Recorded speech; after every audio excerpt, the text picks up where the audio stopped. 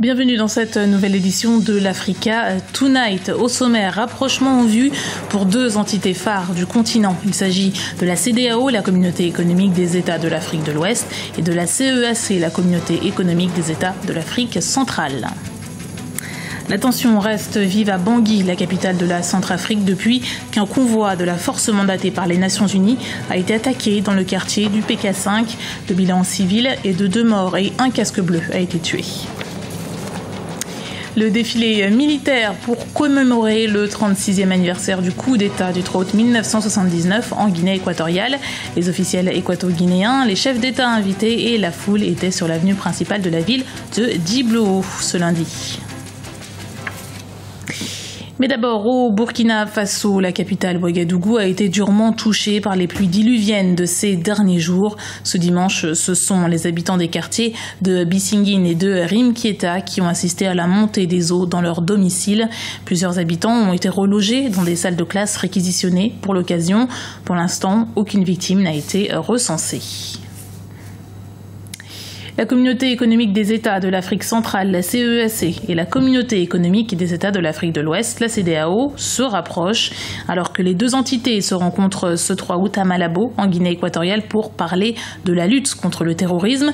Les historiens envisagent, eux, une coopération plus poussée. Les détails de Liselcia Kizimana. La CEAC et la CEDEAO pour un avenir commun. La CEDEAO, la Communauté économique des États de l'Afrique de l'Ouest, qui compte environ 300 millions d'habitants, et la CEAC, la Communauté économique des États de l'Afrique centrale, près de 145 millions d'habitants, convergent vers un rapprochement. Le voisinage géographique est un élément important qu'il faut prendre en compte. Et la langue ne devrait plus être une barrière pour empêcher qu'on se retrouve. Je voudrais rappeler que le Nigeria a déjà décidé que le français soit une deuxième langue nationale, une langue officielle du Nigeria.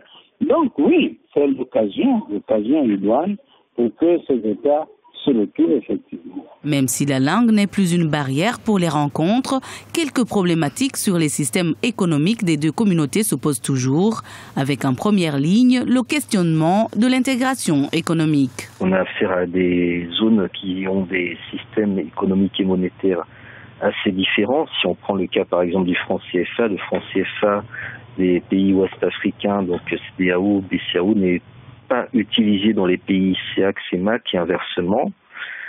Donc il y a sans doute pas mal de questions stratégiques concernant l'économie et la défense, enfin, l'intégration économique et le soutien militaire, qui nécessitent un rapprochement entre les deux organisations régionales. Les représentants de la CEAC et de la CEDEAO se rencontrent en effet ce lundi 3 août à Malabo, en Guinée équatoriale. Un sommet régional qui aura pour objectif de trouver une stratégie commune pour lutter contre le terrorisme.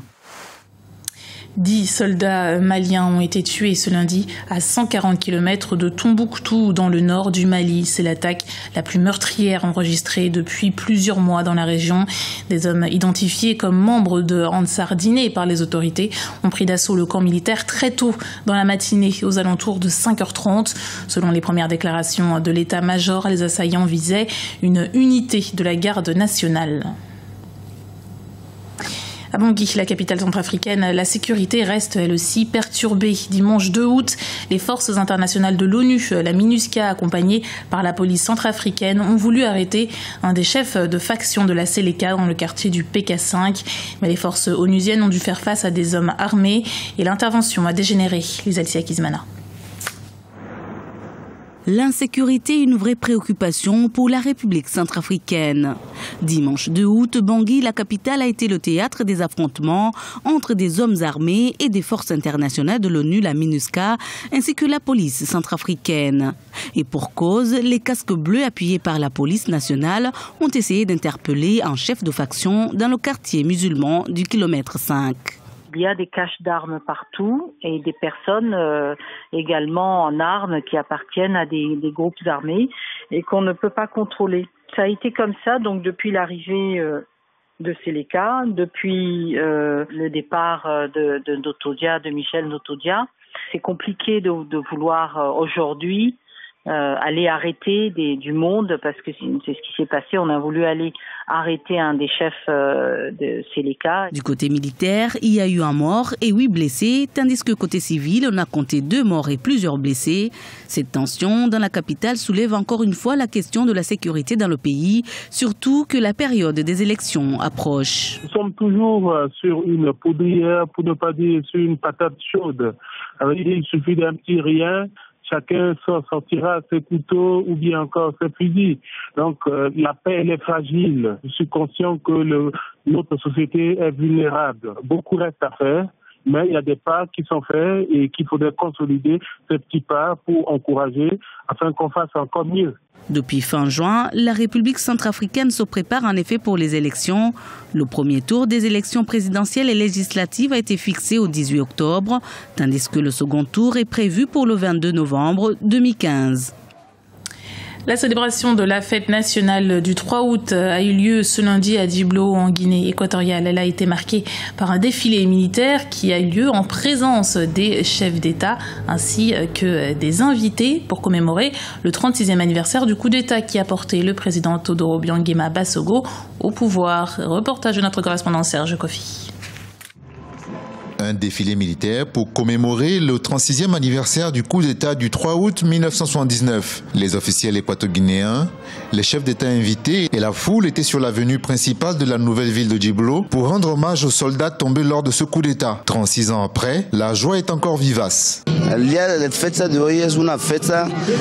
C'est un jour mémorable pour tous les équato-guinéens parce que cette date est celle du coup d'État de la liberté. On doit la commémorer en hommage à tous ces gens dont le sang a coulé.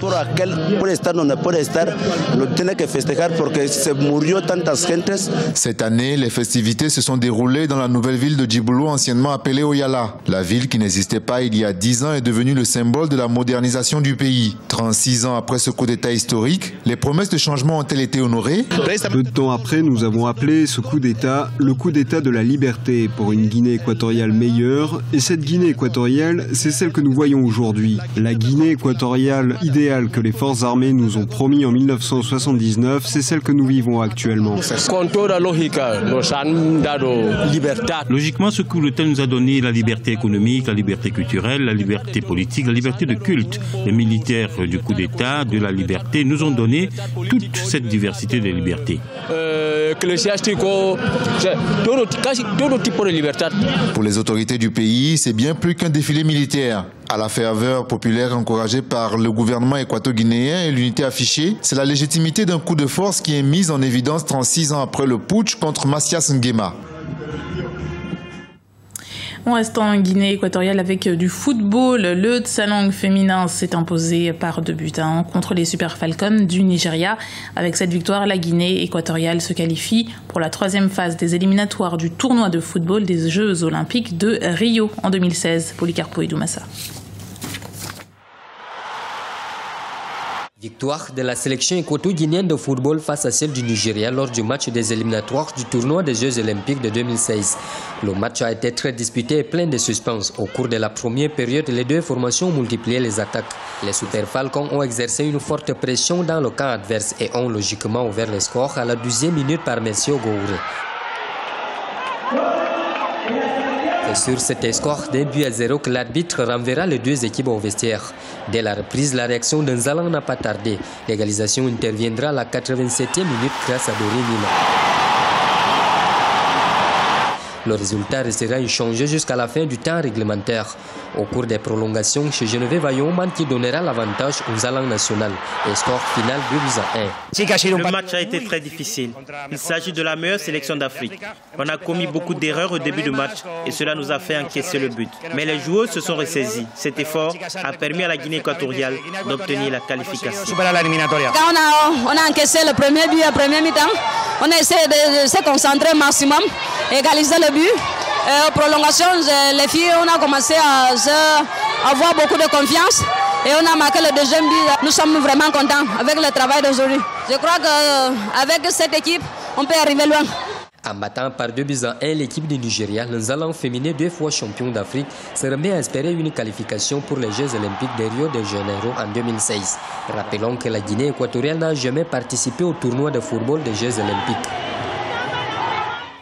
C'était le journal de la rédaction. Merci de l'avoir suivi. Retrouvez dans un instant une nouvelle édition de l'Africa Tonight sur Africa 24.